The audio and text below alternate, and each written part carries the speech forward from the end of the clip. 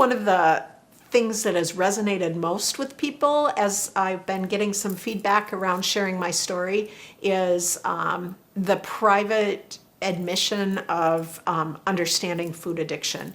And I haven't really spoken a lot about food addiction until I shared my story publicly, but I'm finding that that's something that really is resonating with people.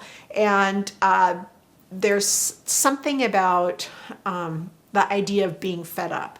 And that is a line that other people understand and that I've communicated with other people about. And getting to the point where I could say enough was enough, how am I going to do this? That was a turning point for me. And as it turned out, that admission was much, much harder than it needed to be. I think the reason that admission is so hard is because society puts food addiction as a character flaw in people, as a flaw in who they are. And it's really a physical process in the body.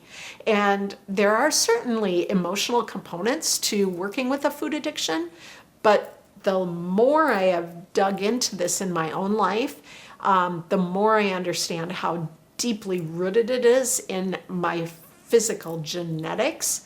And I still need to work around it, but it makes me see it so much differently than I did when I first admitted it. And I come back to the idea I was not broken and I am not fixed. And that is really an idea that I think is an overarching concept that food addiction rests in the center of, because it was really through understanding those physical processes that I understood my sense of wholeness, and that I was going to have to deal with who I was the rest of my life.